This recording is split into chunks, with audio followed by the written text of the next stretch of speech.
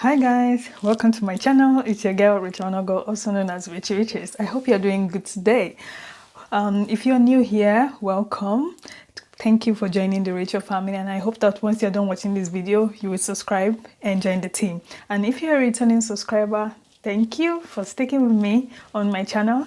Today, as you can see from the title, I'm going to be doing sort of like a review and lessons about the recent episode of Skinny Girl in Transit, and that would be for the episode 9 titled Exhibition.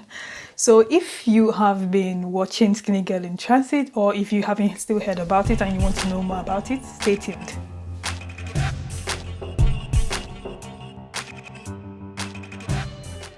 So basically, so far so good for Skinny Girl in Transit lovers. We have seen the process of Shalewa, being heartbroken over the breakup and the betrayal of Mohammed. And if you listen to my last review on Skinny Girl in Transit, I talked about miscarriages, relationships, and the importance of moving on and letting people that will not let you shine go. So basically, for the recent episode, episode 9, we see Shalewa moving on to a new catch, who is Kwame. And from the comment section, you can see that everyone is rooting for her relationship, rooting for her moving on. But then there is a twist at the end, because we begin to see the signs of who Kwame really is, what he really is, and that is a verbal abuser.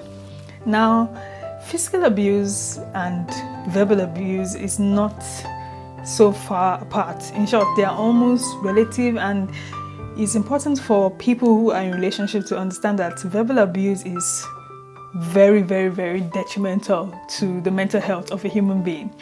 And for me, I am so not in support of Kwame. I don't even care if he even asks for forgiveness. Like, I don't even bloody care. Like, I'm not even rooting for him at all, because verbal abuse is a no. I feel like if you like somebody, let's not even go as far as love. If you like somebody, the kind of words you say to the person it goes as far as to tell how much you value that person. And even though you say you like the person or you respect the person, the type of word that you use against that person has the ability to damage the relationship. And that is why, for me personally, I don't take for granted the kind of words people say to me. Like, even if you say it jokingly, or even if you were not in the right frame of mind, like, once you have said it, you have said it, and that word can never be taken back. And that's why you have to be very careful the kind of words that you say to people.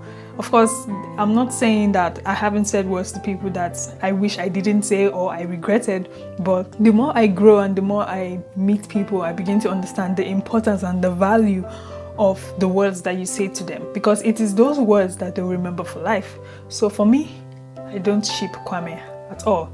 So let me just highlight, there are some things that I actually wrote down that I was going to talk about. So I talked about verbal abuse, insults, and the damage it can do to your character, the damage it can do to you. And I could see at the end that Shalewa was still trying to like follow Kwame. Me, I'm like, nah, he's gone. Like, that attitude, he caught her hands filthy, and as mundane as it may seem, it's disrespectful. And it just goes to show the way he sees her, irrespective of if he has like an attribute of like he's always angry or he gets angry easily. It's not enough for him to refer to her that way. And I know that, of course, Shalewa also had her own issues, because she was coming late and she didn't send him a message to let him know that she was running late and she had to run errands for her mom. But I still feel like that was not enough reason for him to go there. So if you're in a relationship with somebody, irrespective of what that person does, if you guys have issues whatsoever, you have to be very careful the words you use against such a person. The words you use against such a person. Mind, like what I said, the words you use against such a person. because it's very, very important. And those words that you say, you can never take it back, even if you say, I'm sorry. Okay. And another thing is that there was a part of the episode that's from the beginning where we see Bisola Ayola, who is acting the role of Didi, and she's actually complaining about the fact that she can't date a man who has kids. For me personally, I think when it comes to, dating a man who has kids, I think it all boils down to the individual, because I could see from the comment section a lot of people were saying, nah, he's a good guy. Yes, he's a good guy, he's a great guy. And I appreciated the fact that, Didi was confident enough to say how, she feels exactly about the situation. Not everyone is as open-minded as that. She could like the guy so much and she could say, well, I don't really care about his kids. I would just go ahead and date him. And, she's more or less concerned of the fact that she doesn't want to lose such a good man. But if she's not comfortable with the kids, how is the relationship going to work? So I do appreciate the fact that she was thinking like 2 steps ahead. And I do hear some people, when they're in relationships with people, they will say that, no, we have to think about just the now. But if you're planning to build a future with somebody, at least you'll be thinking about, give or take, maybe 6 months or 1 year ahead of that time. You understand? So I do appreciate that she was thinking in that direction. A lot of people were like, no, she has to, even Theo was like, give him a chance. Nah, it doesn't really work for that. What works for one person might not work for the other. So if you are out there and you're not comfortable dating a man who has kids, don't try to force it. Give yourself room to grow into it. Then if it then happens that in the future that you are able to date a man who has kids, by all means, do it. And then another point I took is, the fact that shading an ex-lover, easier said than done. So there was a part of the episode where we see Shalewa, all glammed up, looking cute, and she picks up Kwame's call right in the middle of the business meeting. Basically, I was looking at the last quarter figures and I noticed that the numbers were not up to date. So I was wondering if you could just maybe send an updated file. Sure. That has... Sorry, excuse me. It's great. You can't be calling me when I'm at work. No, Kwame, I'm not saying that.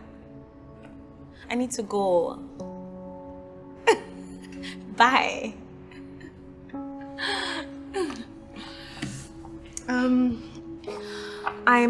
I'm so sorry. I'm really, really sorry about that. For me, that is petty and that's rude. I feel like she should have excused herself, because a lot of people are like, oh, Shalewa for the win. She's putting Mohammed in his place. And I do understand that, yes, Mohammed cheated. He did something wrong.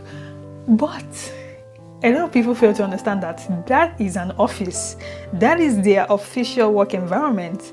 And even if she wanted to, shame him or make him feel bad, that was wrong timing. That was not the time or the place, because why? They're at work and they're liable to talk about work issues.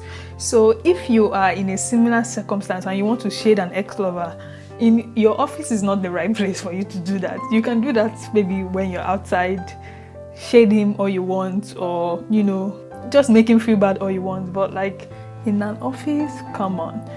Trust me, a lot of us, we've been in cases whereby we didn't want to talk to someone, that was rude to us. But once they come into our office space, you have to talk to them and you have to attend to them, because that is your office and you need to be as professional as possible.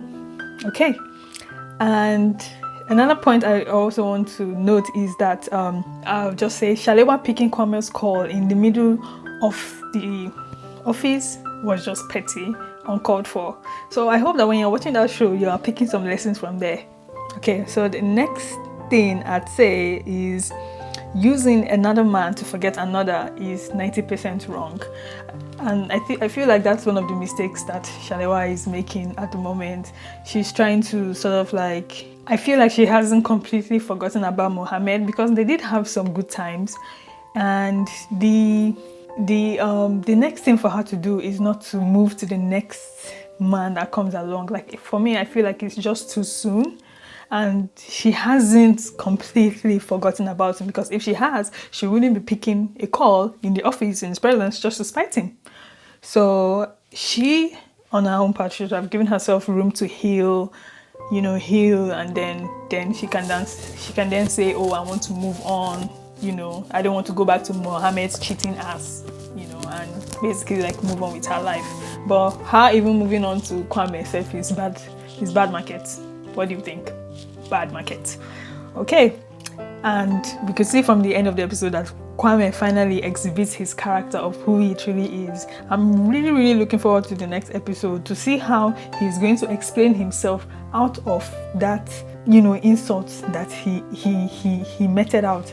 And you know the most painful part? He said it in his language. I'm sorry. Don't touch me. Let me just make it. I said, so that's going to be the problem now. He insulted her in his language.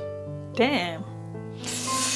Which hits it home. Like, that means the insult is entered, like, Yoruba will say, like inside his heart. Like, he brought it from inside his heart. He was actually thinking about it before he said it out. And I'll just highlight some other points that I saw on Twitter. So someone said Shalewa didn't handle the situation well. She could have tested. So I already mentioned that. Kwame is mad. He almost got physical for something not so deep. True. And she's still single. Kwame ain't it. I also agree. And just a reminder, going back to Mohammed is a no. Shalewa needs a break from men. I completely agree. If she finally decides to go back to Mohammed, that would now like be her personal decision, and that should be after she has like outweighed all her options and she has seen that, okay, Mohammed is truly remorseful, he won't do it again. And I feel like their relationship has a whole lot of baggage, because they have religious issues to deal with, they have family issues to deal with, like on the side of Mohammed. So those are things that they really do have to think and talk about before they even say they want to come back together. So yeah. So if you haven't like watched Skinny Girl in Transit, get on the Skinny Girl in Transit train. I'm going to link it in the description box down below. Make sure you watch it, and you know, you can come back and share your thoughts about it in the comment section. So that will be all for my review of episode 9. If you haven't watched it, I will link it in the description box down below. Make sure you do. And I hope you enjoyed this video. Don't forget to comment, don't forget to subscribe, don't forget to like, don't forget to share to someone else. And I will see you in my next video. Thank you so much for watching. Bye.